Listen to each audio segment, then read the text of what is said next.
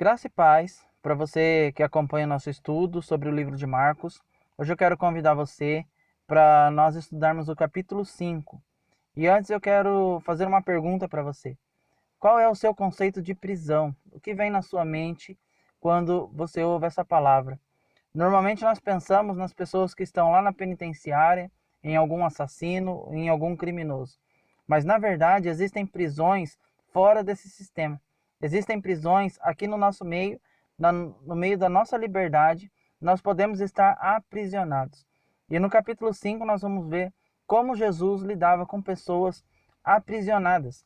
E eu quero convidar você então para usar como base para esse estudo o versículo 36 do capítulo 5 de Marcos, tá? Que diz assim: Mas Jesus, sem levar em conta tais palavras, disse ao chefe da sinagoga: Não tenha medo, apenas creia. O capítulo 5 de Marcos começa com Jesus e seus discípulos chegando numa região onde havia ali 10 cidades não judaicas. E quando eles chegam ali, então vem para perto deles uma pessoa, um homem, que estava endemoniado já havia muito tempo. E a situação daquele homem era terrível, porque durante muito tempo as pessoas tentavam prendê-lo, tentavam amarrá-lo, e ele sempre escapava. A situação dele era de extrema violência, as pessoas tinham medo dele. A Bíblia diz aqui no capítulo 5 que ele vivia num cemitério, que ele se cortava e passava a noite toda gritando. Então a situação daquele homem era uma situação de prisão no seu espírito, onde muitos demônios aprisionavam o interior e a vida daquele homem ao ponto dele não ter mais controle das suas próprias ações. Então aquele homem se aproxima de Jesus e aquele demônio pergunta, reconhece ele como filho de Deus e pergunta: o que veio fazer aqui? Já veio me atormentar? E Jesus pergunta o nome dele e ele diz: Legião, porque somos muitos. Naquela época, legião, né, é um nome de um exército muito grande, aproximadamente 6.000 soldados. Então, quando ele se diz legião, ele está querendo dizer que é um número muito grande de demônios que estavam no corpo de um único homem. E aqueles demônios pedem assim: permita que a gente vá até aquela manada de porcos. E Jesus, então, querendo libertar aquele homem, pega e fala: então vão. E aqueles demônios saem do homem e entram em aproximadamente 2.000 porcos. E aqueles porcos não aguentam a pressão e saem correndo e se precipitam. E a vida daquele homem, então, é regenerada e transformada automaticamente. Aquele homem, ele é liberto. As pessoas ali naquela região, quando viram aquela cena, correram para as cidades, contaram para todo mundo, e as pessoas então vieram até Jesus para ver o que estava acontecendo, e elas ficaram admiradas e também apavoradas com aquilo, porque era algo que eles nunca tinham visto antes. Então eles começam a insistir para que Jesus e seus discípulos saiam dali.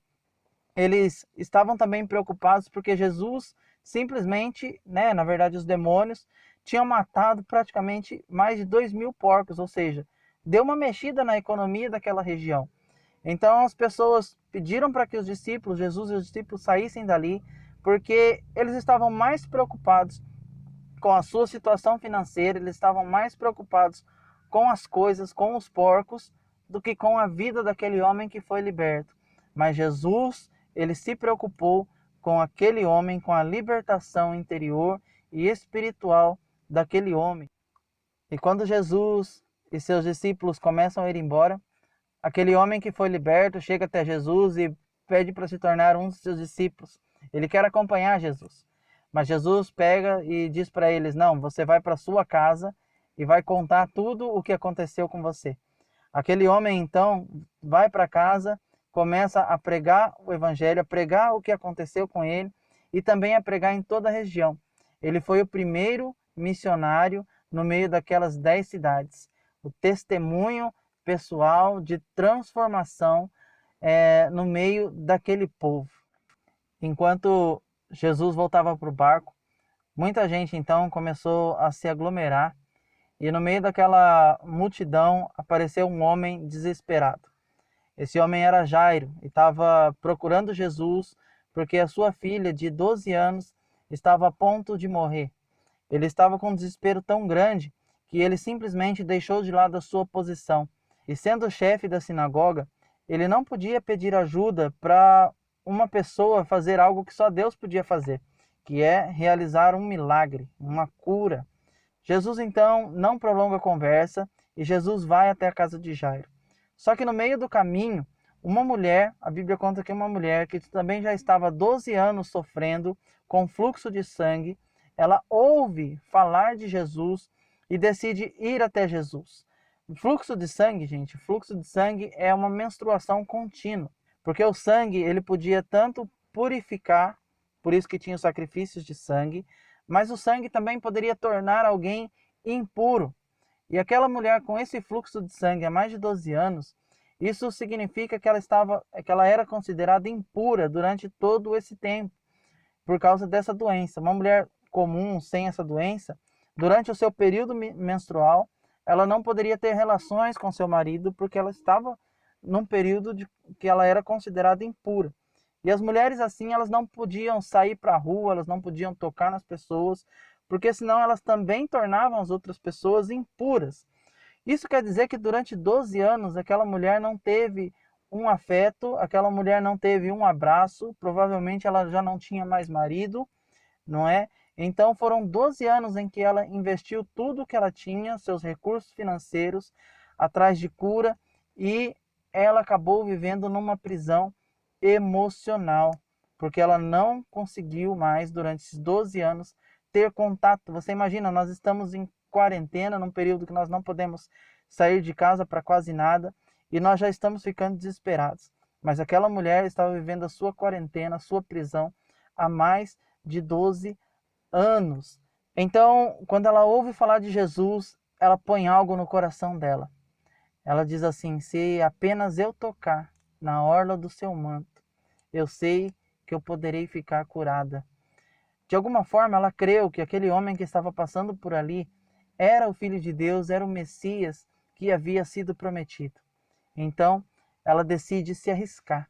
Ela decide sair, ela decide ir para o meio da multidão, escondida, correndo o risco de ser apedrejada, e ela vai no meio da multidão e ela consegue tocar na orla do manto de Jesus.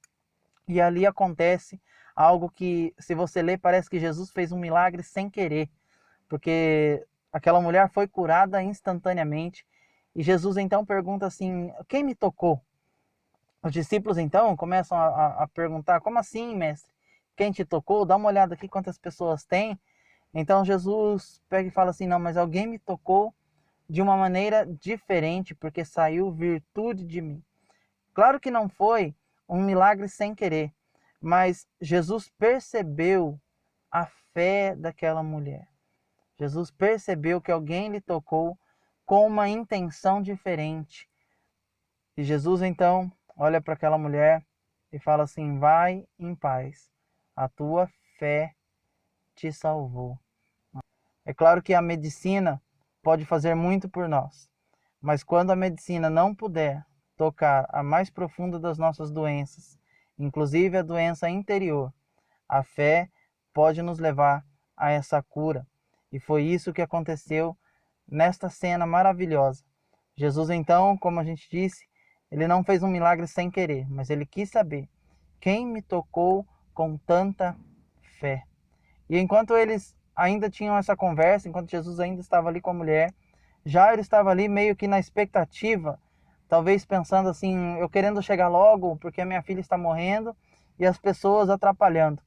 Mas ele ficou só observando enquanto Jesus caminhava para sua casa, e no meio dessa conversa então chegaram alguns homens, algumas pessoas de lá da sua casa e disseram: olha, não atormente mais o mestre, não fale mais com ele, porque a sua filha infelizmente faleceu.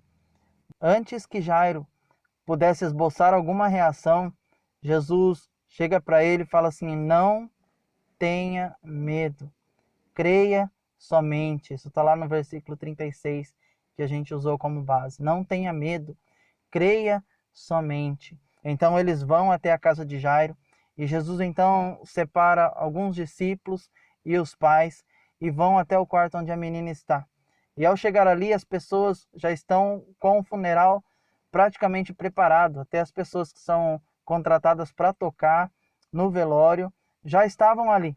E você vai ver, sempre que Jesus aparece em um velório, Jesus ele estraga o velório, porque ele acaba ressuscitando o morto e o velório não acontece. E Jesus entra naquele quarto, entra ali com os pais e com os discípulos, pega na mão da menina e diz: Talita cumi, menina, levante-se. E quando aquela menina se desperta, todos ficam maravilhados e Jesus pede para que tragam algo para que ela pudesse comer. Ali estava se levantando a esperança de Jairo. Ali estava se levantando a razão da vida de Jairo. Jesus já havia demonstrado o seu poder sobre as doenças, já havia demonstrado o seu poder sobre o pecado, quando ele perdoou aquele homem paralítico. Jesus já tinha mostrado o seu poder sobre a lei, o seu poder sobre a natureza, mas agora ele demonstra o seu poder sobre a morte. E o que nós aprendemos aqui no capítulo 5? Que embora existam prisões que sejam no espírito, que sejam na alma, que sejam nas emoções, que sejam nos nossos medos, a fé pode nos levar à libertação. E o que nós aprendemos no capítulo 5 é que grandes dificuldades e grandes prisões que possamos enfrentar, elas necessitam de um grande milagre. E um grande milagre vai gerar um grande testemunho.